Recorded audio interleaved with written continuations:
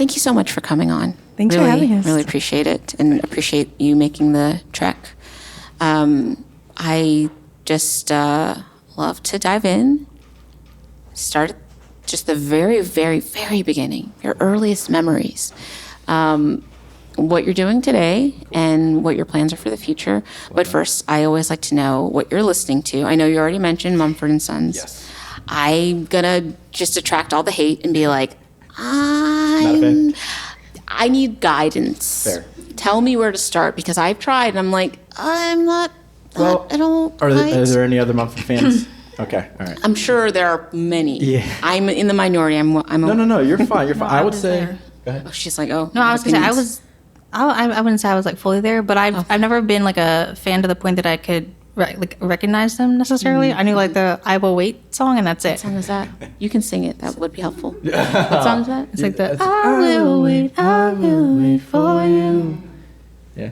We all She's know really this. under a rock. I super I was don't gonna say- know No, Mumford no, and Sons. If you don't know that song, then you definitely, because that's like their most That's like the mainstream. only one I knew. I super don't They've know got some that other song. like mainstream hits or whatever radio hits that they Okay. put out there. But I will say this, and you guys can probably back this up too. Like I didn't really get on board until Babel, which is I think their second album, and then I kind of fell off from them for a while. They were around during the time that the early to mid 2000s, like anthemic folk was around. So I think they were doing their thing, and then I want to say at the same time, like the Lumineers were doing their thing, and there was just like a lot of these anthemic folk bands were doing their thing, and it's just like the stomp claps, the haze, the hose. Yeah, I'm cool know, with you guys that. I know. can hey ho. I like that. So like we make a sadder version of that music. They're like happy, everything's great, and That's we're true. like death, everything sucks. That's kind of where we're at with it. But yeah, that's kind of what we're listening to now. They just dropped a new album called Prize Fighter back in February, and I was driving from a job home, which was about 2 hours away, and I had watched they were on NPR Tiny Desk, which is kind of Should similar I to- start there? You should Yeah. definitely start there. If you fall in love with them live, you will like their music. Okay. I feel like live's a good place to start for artists. 100%. And so I watched the first song, which is the one that I was playing on acoustic when we were sound checking. It's called I'll Tell You Everything. It's the second to last song on the album, and they replayed that song first on the NPR Tiny Desk.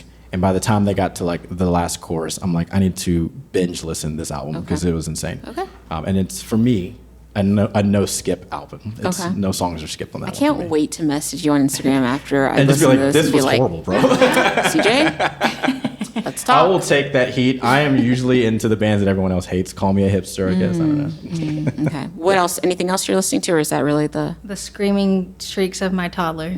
Sure. It's music to my ears. Yeah.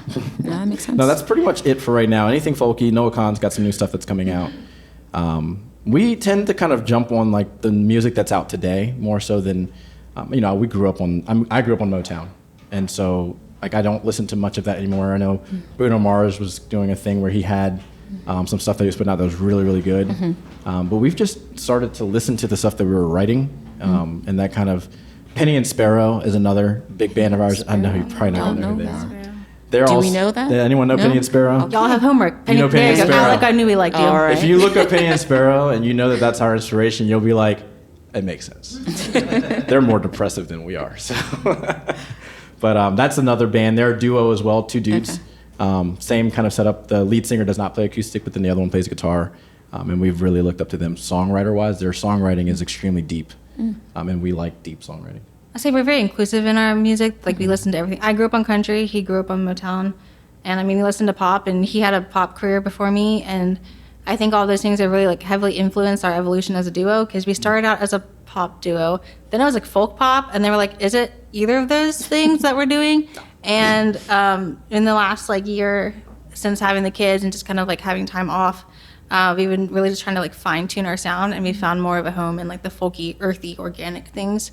Because the first 2 years of our like career together as a duo, we just did bar gigs. So it was really just a bunch of covers. And of course, sometimes the poppier things are more popular for the bar scene versus like sad diary songs. What do you mean? You didn't want to play Yeah. Freebird every single weekend? No, yeah. So, yeah, I mean, we like everything, but it's like, especially for writing, we're really digging into like those artists. Well said. And just to kind of loop back, Bruno Mars's new album. Have we listened to that? Is there a new He album? put out a new one? Oh, yeah. See, look at you. You're teaching us. We're teaching you. Okay, I I'm think gonna it's like listen to the it. If I Romantics. hate it, I'm gonna email you. And I'm The just Romantics? No, hey, listen. I like Bruno Mars. I'm No, probably gonna no, love I it. love Bruno Mars. Don't love this Not a fan. album. Okay. Yeah, Okay. I Is know. he leaning into the to what he was doing before with like Yeah, with Silk Sonic. Although I Yeah. love the Silk Sonic Silk Sonic album. That was stuff is great. And that's But- what I grew up on, so Yeah, like it felt right. like I was stepping back into Exactly. the but 90s. But this, I don't know what it is. I can't quite put my finger on what it is. we'll but listen to that. We got a 3.5 please hour do. drive home. Yes, listen to it and then binge it. message me Yeah, I will. and tell me, Absolutely. Kathy, you're so wrong. You need to love We'll X, Y, Z. we'll just exchange. You just be like, Yeah. dude, Mumford & Sons trash. And Right. then we'll just be like, all right. Yeah. Okay, so from the very beginning of time, you always loved music. When did you actually start really feeling like, hey, I'm a, I don't want to say musician. I like to actually ask about like, Yeah. hey, I can sing a little bit better than the average human. And then, yeah, like how did that transition into? Yeah, go for it. I couldn't always sing. Oh, Yeah. I'm a producer, so I'm a multi-instrumentalist. I've always wondered what people mean when they say that. Yeah. It just means you've, So in the producer sense, it's more so like I've had artists come to me to help produce their music. You worked in And a so- studio. I worked in a studio, and so I have a pretty generic, maybe above average grasp on multiple different instruments. Okay. And so I've always been kind of a session musician in that regard. And I started my music career off as a drummer. Churches, that's kind of where a lot of people get their start. But my great grandmother had a church in D.C.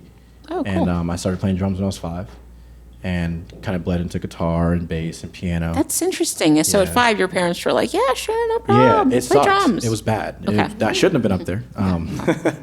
But I kind of grew a love for noise. Really, I mean, that's what it was. My parents bought me a drum set. I had the drum set for about 5 minutes, and they took it away. And then as I got older, I think it was more so just curiosity in terms of the different instruments out there, what I can do with it, the noises I can make with it. And then I went into foster care. And that was a very pivotal moment in my life because I'm young and there's a lot of stuff happening that I'm not sure about. And I have to give a lot of the credit to my high school band director and chorus teacher because my band director would give me an instrument a week to take home and just kind of noodle on. So saxophone, trumpet, cello. So I kind of started learning enough to be dangerous. And where was this geographically? So I was born and raised in D.C., Okay. PG County, Maryland area, and then when I went into foster care, I was kind of shifted over into rural country in Hagerstown, Maryland. Oh, okay. Yeah, I don't know how to explain Hagerstown. It's a hub, so like all of the major interstates up there, up north, cross through Hagerstown, so that's why it's on the map. I'm from the DMV, but Okay. I am from Northern Virginia, so Yeah. obviously we hate you. Yes, 100%. So I know nothing about I remember Maryland. when I moved to Northern Virginia and I found that out. Yeah. I was like, I should go back. We don't want your kind. No. Yeah. So I was in Williamsport, Maryland, Hagerstown, Maryland during high school, and I had all these instruments at my disposal. My best friend at the time, him and I were both drummers on the drum line, and we decided to start a band. We both realized that both of us being drummers wouldn't be fair if one of us got to play drums in the band and the other didn't. So we learned guitar. That makes and he learned how to sing. So I became a guitarist. He became a guitarist/singer. And we started touring. It was also bad. But we did that for a while. A couple of different band names went by. His parents actually ended up becoming my foster parents. So he became my brother. Oh, that's cool. And so years go by, we do the thing. But to answer your question, I don't know if I ever had the moment that you asked. I think Okay. it was more so music is a part of who I am and like what I hear that a love. lot. And so I was like, I got to do this at some point. It's almost like breathing in a way. Mm-hmm. And so whenever the bands broke up, it was like, all right, I still want to do this. So I played bass in a handful of bands, and then they broke up, and I'm like, daggone it. Like, so maybe I just start my own thing. And I was like, well, I can't sing. And so I masked a lot of not being able to sing well with a loop pedal. So I used to build tracks on stage. I was on American Idol a couple of years ago, and then I did a talent show in Winchester, Virginia. I won that, and I won $5,000, and I went and hired Alicia Keys as a vocal coach. Oh, Yeah, it's pretty crazy. that's really cool. Yeah, it was Huh. awesome. I So- could only afford 1 month. And that was all you needed. I mean, sure. Entire Yeah. $5,000 budget. I bought a piano and then I hired her, and now the $5,000 is gone. I bet. But she's who helped me. Jennifer Randall is her name. She's who helped me I guess, find my voice and then learn how to cultivate it. And that's where what you saw today kind of came from. Cool. So, and that wasn't until I was in my 20s. Oh, wow. Yeah. So that's mine. So, okay, side note, sorry. No, you're so fine. my daughter is 4, and she's 4 going on 25. Yeah. And she's constantly throwing out things like, oh, I want to play the harp. I'm like, no, that's too big. We're not doing that. She's like, oh, the violin. I'm like, that we can do. But recently she's like, I want singing lessons. And I saw somewhere that it was it doesn't totally make sense to have children have individual singing lessons until they go through puberty, yada, yada, yada. So what do I do with her? I don't think it's necessarily don't do the singing lesson. And you can chime in on this because I know you started singing way younger than I did. I don't think it's necessarily don't do the singing lessons. I think the right vocal coach will teach them how to come into their own. Okay. And I think it's more so technique. Okay. Because if I think about it, my voice isn't really what I was taught to use. It was my diaphragm and then the technique on how to use those things. So I don't think it's necessarily don't do it. I think it's more so if you find the right person, they'll know how to handle the younger generation and how to mold them into what they're going to become. I don't know. Do you have a different answer So to that? we can now loop back to the very beginning with you while you answer that question. I think music started for me. I was just sharing with Tori. My parents had this old guitar up in the attic, and my mom was just cleaning the attic one day, and I saw it, and I thought that was the coolest looking instrument I've ever seen in my entire life. And so I just found a hat, and I started playing it left-handed, and just in my Barney PJs, just strumming the crap out of that thing. And I actually grew up on country music, so at the time it was the Dixie Chicks and Shania Twain. Her and I were best friends. Yeah, she's I learned great. my first curse word from Alan Jackson and Toby Keith. Sure. The music just made me feel really alive. And I think CJ and I both have really unique childhoods, and there was a lot of, some would say trauma, some would say, crap in it. And I think music was a really good escape for me that I could be in the presence of my life, in my household, in my family, and just different circumstances and still feel really good. Right. And then I also was introduced to the church, and that is where I learned how to play guitar just by watching the guitarist on stage. And I have this ability to look at things and just kind of remember it. I don't think it's photographic memory, but I was just studying the shapes of their hands and going home and figuring out what that shape was. That sounds easy. I could probably. So I taught myself guitar in a year just by watching, and I was like, this is so cool. And I feel like music was the first thing I ever had a deep passion for. But at the same time, I was so introverted. I hid behind my mom until I outgrew her. People could talk to me, and I don't even think I would respond half the time because I was so shy of people, and I was so afraid of failing. So as much as I loved music and I wanted to grow in music, I also never wanted to do lessons, and I don't even make me do a recital. And it's odd that now I'm here doing this stuff because I don't get stage fright, but I have normal stage fright and just general conversations at a coffee shop. So, but music was just one thing that really fueled me and made me feel alive in a different way.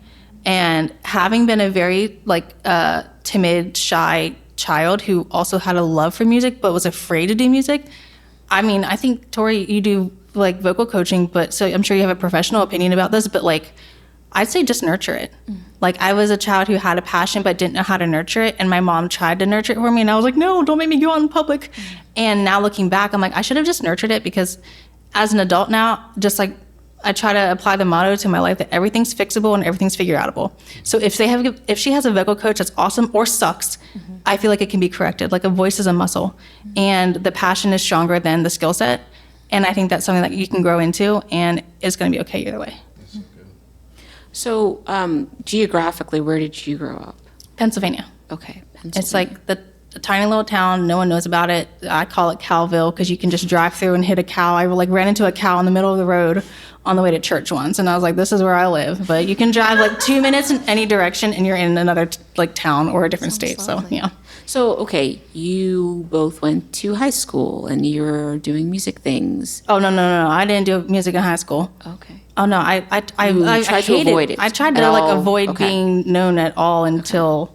See, I married a buoyant, very loud person, so I now have to have a social presence. But up until then, I was like, no, don't look at me. Yeah, okay. So how did you meet? Where did you go after high school? Prison. Yeah. So you can actually take that one too. See, it's up for debate. I say we met at Panera Bread because that's where we actually Wrong. met. I'll take this. All right. But he doesn't remember that. So I guess our textbook answer is a church because we were 12th, or both. December 1st, 2018. Are you making that up? You actually know the date? Yeah, December 1st, Yeah, that's how I 2018. realized he actually liked me. Oh, that's wild. So Because you knew the date. I don't remember no know if there's dates. anyone that's single in here, but I met her on December 1st, 2018. And the day I met her, I told her I was going to marry her. Oh, that's creepy. Very. Wow. I would not recommend it. She Okay. ghosted me for 6 months. Oh, okay, smart girl. But Yeah. look who's laughing now. I know. True. Yeah, True. but we were both, at the time, we were musicians on our worship team Oh, okay. at our church. So that's like safer. Yeah, I mean, maybe. I don't know. These days, church is not so safe. True. True. But you guys met at Panera and Sure. I'm just kidding. ish. So how'd you get into performing together? You just realized like, oh, Yeah. she's So I heard about her in the church. Well, we were at a church that was it was like a mega church on multiple campuses, and she. I'm sorry. Yeah. I skipped over something because we were in Maryland, we were in Pennsylvania, and then you just met in a Panera, and we didn't really. I was going to go suss over that part 'cause I out. know you missed Yeah. that. Yeah. So the Everyone's like, oh, you did long distance. I'm like, no, it was like 20 minutes over the state line. Like, it wasn't that big of a so deal. Where Yeah. I was in Maryland, so the church that we were at was in the main campus was in Hagerstown, which is where I'm from, where I lived. It's 10 minutes from where I lived. She was at the Chambersburg, Pennsylvania campus. Okay. And the Mason-Dixon line that separates Maryland and PA happened to just be in my backyard and her backyard. And so we were basically like right there. So I gotta look at a map. yeah, Man, I yeah. didn't- It's like did it's not very, realize very that. close. It's very close. And so I knew that I had heard about her, and she worked in the creative department for the church. So she was on staff at the church. Okay. And I was just I was the music director for the worship team. I wasn't on staff. I was just volunteering. And she was at the Chambersburg, Pennsylvania campus. I was at the Hagerstown campus. And for a Christmas service in 2018, December 1st, all of the campuses came together in one. And I had heard about her. She's a powerhouse vocalist, piano player, guitarist, just extraordinaire. And so I met her, and I was like, and she kind of cute, you know? So Done. yeah, we talked for a little bit. It was a Christmas service, so we had to wear ugly Christmas sweaters. And being a foster kid, I've never been a fan of holidays that involve family. And so she's ragging on me because I'm like, I don't like Christmas. I'm not a big fan of Like, how do Christmas. you not like Christmas? I'm She's like Buddy the Elf, by the I'm way. like so. Buddy the Elf over here. I'm like, how can you not like Christmas? Have you heard that thing where they say like you can tell like whether someone had like a traumatic upbringing or not based on whether they love Christmas or Halloween? yeah, well, I had to fix that. So I love Halloween. Halloween's my favorite holiday. Halloween's the best. My thing was I needed a holiday that didn't involve family. Yes. Because I was alone for a lot of my life. And so now that I have my foster family, like they are who I consider family, like I've definitely changed. And then her family being just like so jolly all the time. Like that really helped. And now I've got kids. Now kids, it's and so now different. it's Yeah. Like I hate snow. We moved down to Wilmington to get away from the snow, and then it snowed this year. Yeah. And I'm like, dude, I hate snow. And then my son loved it, and I was like, okay, maybe it's not that bad. You know? But so yeah, so we met that day. Well, you know, whatever you want to say, that day or a month or two before, and she was super talented. She was funny. A white lady walked into the church, and she goes, "This is my mom. Can't you see the resemblance?" And before I could embarrass myself and say something stupid, she goes, "I'm adopted." And I was like, "Oh my God, I'm a foster kid." So then we started bonding over that. And it's just a lot of that, you know, bonding. And I had a solo career when we met, and I was just kind of at the trail end. I had the high of doing the American Idol thing, and then I got to work with Pharrell in LA, which was super cool. What? Yeah, Just randomly drop that in, wild like, stuff, man. I got to so meet Post cool. Malone, and he smelled just like he looked. I'm not gonna- Oh, that's But he not- just played a that's show. great. He just played a show, so right, like that was cool. well, I didn't really talk to him. I'm not into the fangirling thing. I'm into like acting like I'm cool. So I was like, "So," and then I freaked out in the car. So whenever I met her, I was kind of at the trail end of all that and kind of figuring out what was next. And I was working at a studio producing for other artists. And so some of my early ways of getting to hang out with her was, hey, just come to the studio and hang out. There's multiple people. I'm not creepy. Like, And so she would come and hang out at the studio with me and the guy who owned it. And I would be in there writing stuff, and she would just kind of throw a harmony on something. And I'm just like, she's so good. And so I was just like, we should write together. And so we started writing together. And then, I'm skipping a lot, but we obviously started dating and all that other fun stuff happened. And when we decided to get married, I threw out the idea of writing our vows as a song. because it was either that or we had to do a choreographed dance, and I was not doing that. Wait, Yeah. whose idea was that? I was like, we'll The just do it. choreographed dance? Who do you think? Yeah. Okay. I saw something, I think it was like a TikTok or back then probably Instagram reel. And I was like, that is so cool. We should do that. And she was like, I was absolutely like, not. yeah, let's not do that. So then I was like, we should write our vows as a Makes song sense. and perform them at the wedding. And I kind of flinched. She's going to hit me. she's like, actually, that sounds pretty cool. And so we had written our vows as a song. It's called 40 Years, Our Vows. It's on Spotify if you guys want to check it out.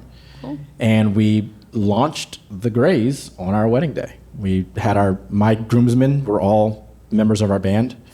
So we, in the middle of the service, went over to the instruments, played our vows, came back over and kissed, said I do, and then went and partied. And so we had a little QR code on the back of the invite that took them to all of our, so it's like a business deal, you know. A little QR code to take them to all of our Spotifys and stuff like We that. literally launched. I remember the night before the wedding, it was 10 p.m. I'm making our website live and our Spotify live, and I'm this is so stupid. And we were really concerned, this is gonna bust, no one's gonna care, no one's gonna like this. And we did play one show before we got married. We opened up for a country artist named Josh Morningstar. He was touring, and he was not a big name at the time. He's I think he's a little bit bigger now. I say that's really what forced us to actually take a step, because we had fooled around in the studio for so many times, and then someone was making hey. music. Yeah, sorry. Ask, Making but music. I didn't want to make it that. No, we were in the studio a lot just playing music, and then someone reached out hey, Josh Morningstar's opener just canceled. Will you guys be the opener? Oh, cool. And that was a week before the show, and we're sure. So we put together our duo, threw out a random name for our duo that did not exist, and then started promoting it. And that really forced us into our first professional thing. And they were well, I guess we'll just keep this up. And then we got married the next month, and then changed the name and started a duo over again. So the Graes is Our last name. Oh, that makes sense. Usually, just to be fair for me, there are a lot of random things happening when it comes to artist names. If And I'm being honest, it is made up. So being a foster kid and her being adopted, when we were dating, I always said I don't really feel tied to my what I called. I'm sorry for this is not very PC, but my slave name. Sure. Or government name. And so I was when I get married, I want to change my name. That was always the thing. Even before I met her, when I get married, I'm changing my name. So when we knew we were getting married, when we were engaged, I asked her, how do you feel about changing your name? Her maiden name is Varner. So she's always wanted to move up in the alphabet, and my last name was impossible to say, so I was always ready to get rid of it. Of course. And so I think this is cool, the very first name that we had come up with, just joking around with some friends, was Gray. Just was it? I thought it was Gray. Martin. No. We were at an arcade with Jason and Laura. Yeah. We picked Gray, or we said Gray, and we were both oh, that's kind of cool. And then we just shelved the name, and we were and we went through hundreds of names. Martin was the next one. We literally Googled last names. You were Johnson. I was Brown. I was I don't know, what do we look like? And the wedding comes around and marriage certificates and all this stuff. And I'm just crap, we haven't picked a name. And so I always liked the idea of Gray because we're both very creative. She's also a graphic design artist. She's very, very talented. She does a lot of stuff creatively. I'm a photographer, videographer. We're both immersed in the creative world. This explains why your website is very... Oh, thank you. I guess that was both of us. There we go. And so we were all right, I like Gray because it's the juxtaposition of it. It's a very boring color. It's a very in-between. And we're very not boring, I guess you can say. And so she said the only stipulation is if we pick Gray, we have to spell it Grae. And I was that's fine, but I feel we're just making it more work for ourselves because everyone's A or E. We're both. And they always put a Y. And they always put a Y. But honestly, when we changed it, it wasn't band name type of thing. It was more so that's where we lack creativity, is in naming things. Our songs are not named anything spectacular. They're just what we say in the chorus because we just can't name things. And so the Graes just felt it was easy enough. Slap it on a QR code and move on. And so your children are named... Xander and Hendrix Gray. Oh, okay. So Xander Those are Ace, unique. because he's our first biological family member. And then Hendrix Lee, named after Cassie Lee. Which is funny because when we opened for Josh Morningstar, the name we came up for our duo in 2 hours was Zace. Because we're we think it'd be cool to have a kid named Xander Ace one day. And we just smushed the two names together and made Zace. And only one person in our from back home was I just realized that your kid's name is the original duo name you guys had. There are people with and T-shirts that say Zace on them, and they have no idea what it means. It's just a word we made up. Yeah. So that's kind of how we got started. Yeah. All right. Yeah. So you today, your current day-to-day, you have 2 small children. Yep. You're just now getting back to playing. Mm-hmm. Do you have a day-to-day 9 to 5, or it sounds like you guys do a variety of things. So Yeah. So I own a real estate media company, So I do a lot. I'm a photographer, videographer, and where we live in Wilmington, the real estate market is just kind of crazy. So I was like, I'm just going to do real estate. So that's my day-to-day. So photography, and then my lovely wife has the hardest job out of both of us. She's a stay-at-home mom, and she takes care of the kids in the house, which I could not do.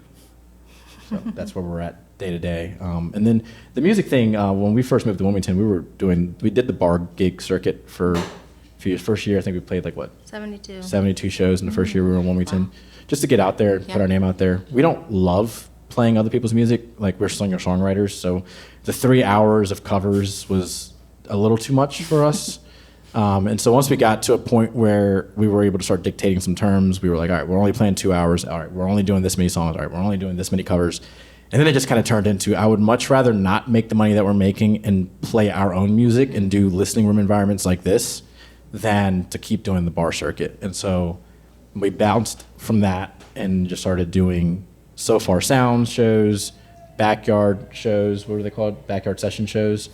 This now, we like this vibe. We like y'all. So it made a lot more sense for the type of music that we make, and wanted to perform. And so like now the new day-to-day will be, we'll probably still do a handful of bar gigs because that does help fund recording and getting new music out. But yeah, that's kind of where we're at with it now. Yeah. So you mentioned that most of the songs, all of the songs, are like not available right now. So is it part of a project? Are you working on a holistic project, or? We actually just kind of talked about this. We're at a weird age, and Tori can kind of speak to this as well, when it comes to releasing music, because I feel like I'm still kind of old school. I love when an album gets released and I can just binge listen to an album. But for newer artists or for emerging artists, releasing singles is kind of like the analytical way of kind of getting your music in front of more people, because it's just the consistency of it. And so we kind of have a plan, and this is not something that we came up with. I think another artist that we're fans of did it. We're going to release a handful of singles. I know our next project, and I think I can go ahead and call it what it is. We're going to put out an EP that's called Pamlico. It's just a collection of songs that we wrote while we lived on a road called Pamlico. Again, not very creative with the names. But we're going to probably release anywhere from there's about 7 songs, I believe, that we wrote in that time span. And we're going to release 3 or 4 of them, maybe 5, as singles, and then drop the rest as a compilation of an EP. And then the stuff that you heard tonight is the Pamlico material, and we're writing new stuff for after we do that. So the plan is to hopefully get back in the studio here within the next month or two to kind of get some things out and have some stuff to release by the end of the year.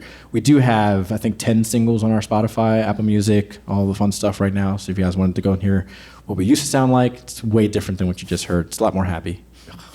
So. Well, that's awesome. So what's next? What's down the road? What's the long term? Long term, I think when we set out to start this music thing together, we're like, we don't want to be famous. Like, we want to be able to walk to our mailbox and not anyone see us or pull out a camera. Like, that's never been the goal, is to be famous. But we just talked about it on the way here. Like, I think our goal is really just to do more music and less real estate and less, 9-to-5 stuff. The goal has always been to just travel with our kids and be able to pay for food and gas and a roof over our head. Mm-hmm. Doesn't have to be full-time or anything, but that would be wonderful. We're not trying to hit like the top billboard charts or anything, but just like, we love making music together. We love our kids. We would love for them to come on the road with us and see the world and experience music in a live performance way. So that's the goal long term. And he always jokes and says, anything to keep us from getting real jobs, we'll do that. So yeah, but I feel like too, like at the end of the day, like I mentioned earlier, and I don't mean this to sound as aggressive as it does, but like music is kind of like breathing. And I know that when we were taking this hiatus, that we were like frustrated at like of a lack of, purpose. And we're just like, why do I get this? Like, why am I itching like this? Like, why do I feel weird? And the minute we started writing again, it was like, oh, there it is. And so I feel like even if music doesn't take off, we're still going to do it. And we've always said, whether people like our music or not, we like it. So we'll just make music for ourselves. And these kind of environments really help us find the people who also will vibe with our music. It's really hard to find that in bar gigs and stuff like that because, we're just background music. But for this, you guys can hear the lyrics. You can hear what we're writing about and maybe what stage of life we're in. The stuff that's on our Spotify right now is very, very evident of of a younger us. You know, the things that we were dealing with 6 years ago. The last release that we did was December of 2023.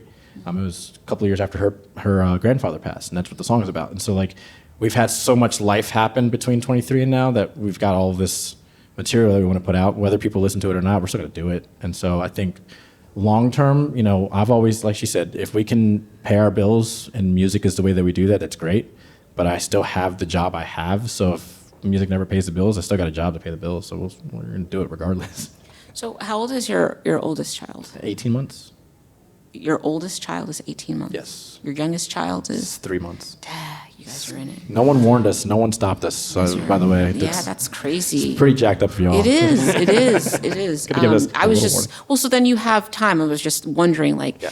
you know, do you have time before school starts to tour with the kids? Well, that was kind of the thought process. So we are extreme. I always joke and say my wife is very granola. We're very holistic. We're very earthy. We're very things were done without the mass, whatever you want to call it. We were just explaining. Remind me of your name again. Sally. Yeah, we were just explaining. We had our babies at home. She, did a great job. She was home birth, and so for us, like she's a stay-at-home mom. We might homeschool, so that way it makes touring a little bit easier. But we're really I'm really fly by the seat of my pants. She's the planner. But I think we're both on the same page where we'll let future CJ and Cass deal with that. And we'll just kind of live in the now. And right now, like Xander, our son, he loves music. He's up on the piano. We've got a little recording studio in the house, and he's up on the piano, just banging away. Some of it actually sounds pretty good. Some of it sucks. And then, our daughter, when we're practicing, she's singing along. And, we played a lot of shows while both of them were in the belly. So I think that kind of helps. And I think that now that they're out, getting to see what mom and dad do and hopefully curate something in them to want to do it as well, that'd be kind of cool. So do you guys have, I don't know if that's, do you have family in Wilmington or? My mom moved down Okay. the year we were pregnant with our son. Okay. So we have Mimi in our back pocket. And So Wilmington forever? I'm That's not a going to great say question. forever. I think now that we've got kids, it feels nice to say our kids are from Wilmington, and like the business being where it is, like my business being where it is hard to uproot and start over, especially me being the only income. I'm sure like Wilmington will always be Sometime. our base, but our goal is to like not be in the same place forever, and whether we experience that by moving or just traveling. Yeah. But I think Wilmington will always be a base for us at some point. And it's nice because we are, 3.5 hours from Winston. We're 3.5 hours from Charlotte, 2 hours from Raleigh. So and Myrtle Beach is an hour and a half away. So it's like there's a lot of opportunity, and the airport in Wilmington is starting to grow. And so like being able to travel other places. We had a show in New York last year, and we were able to pop up and do that. So I think Wilmington will always be home. Because I was in foster care and I bounced around so much, it does feel weird that I've been in one spot for almost 6 years. This is the longest I've ever been in one spot. And I'm like, I'm starting to get that itch. The kids are helping with that. And so I think now that we've got like a system down and we're figuring things out, we'll probably chill there for a little bit and see what the future has for us. But I mean, I like it down there. I think the music scene is better here, by the way. And I'm glad. I thought we were 5 hours from you guys or more. So we definitely want to come up a lot more often. So, but you've been to Winston before? Nope, this is our first time in Winston. Okay. Yeah. I usually ask your favorite place in Winston. This So here, far, right here. now. This in the parking garage that was wide open and so many parking Easy to spots. park, That's not a thing in Wilmington. Oh. Parking garages are barely a thing in Wilmington. I've never been to Wilmington. Really? Oh, you have to come visit. It sucks. Yeah. No, I'm kidding. It's great. The beach is there. Downtown's there. I really do like it down there.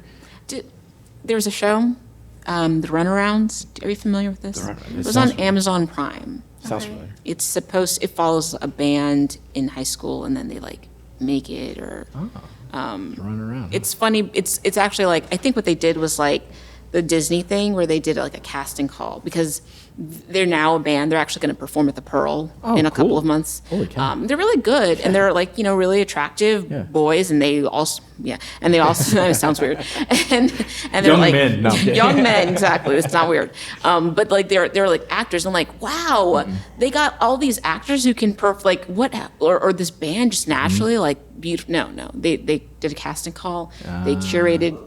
Oh, You're good. And we're back. they curated this band, and now they're like trying to be a band. But I feel like some of them are like actors. Okay. More so want to be actors. We see that a lot though. Like I don't know. Like was Big Time Rush a band before they were actors? Yeah, that's a good point. I Because don't know. I know they had a TV show, Yeah. the Naked Brothers band. And Yeah. They had a Yeah. TV show, Hannah Montana. Like all, I felt like it was kind of a thing. Right. And some of us kind of like. I remember, being a kid who loved music. I was like, oh man, I would love to go on a stage. Like, I mean, One Direction was formed just from a bunch of kids doing that. What was it, X Factor? Yeah. And they put a bunch of these kids together, and they formed. I always thought that was kind of cool. So I mean, it is funny though, because like, are they actors? Are they musicians? Yeah, and I want to Yeah. ask like a band, like, do you feel some type of way about a band who's a band that was like curated versus you who like organically fought to like, come great together? question. Does it make you like feel like they have, I don't know, some kind of I'm gonna give extreme leg up? No, I think that. Do you have an answer to this before I take it? No, go ahead. Well, you go first. Okay. I think that opportunities are everywhere. If you're willing to put yourself in a position to find those opportunities, I do feel like it's fair game. In certain situations, maybe not, because those opportunities, you have to know about them. So I know, like, for us, our parents didn't know about casting calls and all this different stuff going on. So, like, they wouldn't have taken us to those Right. things. I don't think that I feel like they have a leg, like people who have gone through those have a leg up on me because of that. Maybe it's because I know I'm a hard worker and I'm going to outwork them regardless. But I do think that someone who went that route, there's still hardship and things that are tough, even on that side of things. Right. In that world, they're up against however many other kids. Right. We don't really have that per se. So I think it's kind of a both and. What do you think on that one? I'll say like I'll answer it in regards to like what I've learned from our experience is it's kind of like that quote that's like, if you're always judging a fish on its ability to climb a tree, it's always going to be a failure. But if you always look at a fish at its ability to swim in water, it's always going to win. And I kind of like try to apply that concept to like our music career, because like I said, our goal wasn't to make it. I'm not trying to be Justin Bieber. I'm not trying to be like Ariana Grande. Seems exhausting. Or any of those things. And for the first like year though, I think we kind of had this mentality like we have to make it. We have to make it. And like, what does make it look like? And we realized as we were maturing out of our early 20s to now, like, okay, we want to settle down and have a family. Like, to me, making it is having a family and doing music, not just fully pursuing music full throttle where I neglect the rest of my desires in life. And so, like, if I want to compare myself to someone like Big Time Rush, who was like also an actor and also a musician, the category, like, nonetheless was like they positioned themselves for that kind of goal. And I'm not trying to position myself for that kind of goal. So like, yeah, Simon Cowell can, curate these bands, and One Direction's not even together anymore. And Fifth Harmony's not even together anymore. So like, regardless of, how you view a curated band versus not, I feel like a big part of it for musicians is just like, what is that goal and like how do you get there? Because for us, my goal is not to be like at that level. And right now, like, we realize like as a duo, we are a couple first and we're a family first and we're musicians second. And I think that's like a big boundary that we've had to realize in our relationship. And we've always tried to prioritize like our family and our marriage just as much as music. And we kind of looked at each other and we're like, we also want a family. And so, like, we just realized that music for us looks like the success in making it for us would be touring with our kids. And even if touring is not like a tour bus or anything like, fancy luxurious hotels, it's just like a bunch of like weekend shows back to back.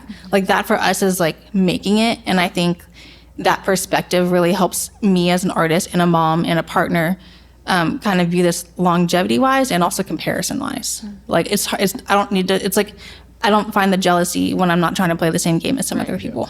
If I can add to that, I mentioned earlier another band that we've been a huge fan of and that we draw a lot of inspiration from, Penny and Sparrow. They are doing music full time. They tour. This is their livelihood, and you don't know they exist. So like, that's kind of the goal for us. We would love for music to be a job, and we don't care if people know who we are. Like, their fans know who they are. Right. Our fans will know who we are, and that's good enough for us. And then, like I said earlier, even if we don't get to that point, like, we're still going to make music. And so, but I think that was perfectly said. I just wanted to add that piece to it, because I know no one knows who Penny and Sparrow is. And they're a big part of who we are. So, Okay, I think that's really the bulk of my questions. I have I'll say 3 throwaway questions before the game, which is really Oh, game. yeah. Oh, there's God. a game. I Oh, know no. you're gonna love this. But anyway, so first, okay, you know those songs where you're like, I don't know if it's your first. I'll say my first boyfriend or really tough breakup, and then you can't listen to that song for and I learned recently, I was in the car and I was listening to that silly Mariah Carey song and I was like, it has taken me 20 years to get that out of my system and now I can listen and not be turn it off. I want to know that song. Oh, why'd you do that? Why was that the This is good question? because I have a good answer. You go first. What's You should your have asked, heartbreak like, song? spaghetti or Just pizza. I couldn't oh, answer no, that. no. One heartbreak song. You go first. I don't know. She doesn't want to. To be fair, my only boyfriend was him. That's not true. No, there was a guy for 2 seconds. That wasn't even a thing. guy for 2 seconds. Worst for me is about a dude. The song that we played second, that's her. Yeah, but it was not really a relationship. I'm just saying. I think it's cool. Anyway, I know for me, I love how you explain that because for me, I feel like I don't necessarily have a song, but the reason I don't have a song is because when her and I got together, I was able to redefine what that song meant to me with her. Okay. There was a song that went crazy called I Like Me Better by an artist named Lauv. I like me better when I'm with you. That's a good song. That song. I loved that song, and the girl that I was dating before I met Cass, we had gone and seen Lauv at the 930 Club in DC. Such a great venue. Such a great venue. And an artist named Ash opened up for him, and she was also incredible. And so there was a lot of songs that he played that night that I just kind of fell in love with. And then I was a bad boyfriend for a lot of the people that I dated. And so when that inevitably ended, I didn't want to get married. And so whenever it'd be like, when do we get married? I was like, shiver. And so I'm like, okay, there's an expiration date, obviously. And so when that relationship ended, I felt like I couldn't listen to Lauv anymore, even though he was a favorite artist of mine. And when we started dating, I kind of just was vulnerable with her. And I'm like, I really like these songs. And so we went and saw Lauv at the Anthem and created a whole new memory for me, or a whole new vision for these songs for me. I don't think I have an answer, still and have I nothing. hate Wow. that. I don't know. Oh, fascinating. See, she hasn't had her heart broken. She's too happy, guys. Too happy, too jolly. It was all that Christmas love. I know. That is a great question, though. I love that. I love I'll that. Instagram you and give you my answer later, but I don't know. Okay, last concert. Oh, Mount Joy Flip turn. and Flip Turn. Yeah. Do y'all know about Flip Turn? Don't know They are. anything. See, this is also just solidifying our last answer. But Flip Turn is a newer-ish band, but they have popped off. They were on Jimmy Jimmy Fallon. Fallon or Kimmel. Yeah, both, actually. Really? They were on Jimmy's on the Jimmy's show, and They were on Jimmy's show. Jimmy's show. They are so good, and we found them because their drummer is named Devin, and he was the drummer for our other first inspiration, which is named Johnny Swim. I don't know if anyone's heard of Johnny Swim. Yeah, friends with but Johnny then Swim? when they did the songs with strangers, Yeah. he was one of the drummers, and he did a drum thing with a bread pan because it was during COVID, and we're like, that is so cool. And then we saw he jumped ship from Johnny Swim to Flip Turn, and we connected on Instagram. And then he's like, hey, I'm coming to Wilmington. We're like, we'd love to see you. He's like, yeah, I'll put you on the guest list. And then we went and saw them, and then since then they have blown up, and now they're on all the Jimmy shows and touring. They're so fun, but they were our last, right? They were our last concert? Yeah, no, I'm they going to were- say yes, because I don't remember anything They were, else. they were, the Mount Joy was, I mean, they were. Mount Joy and Flip Have you guys Turn. heard of Mount Joy? Nope. Yeah, okay. Yeah. Man, Alex on it. No, you're not. I do feel like these are a lot of bands that have been around for a while that are just becoming household names. Yeah.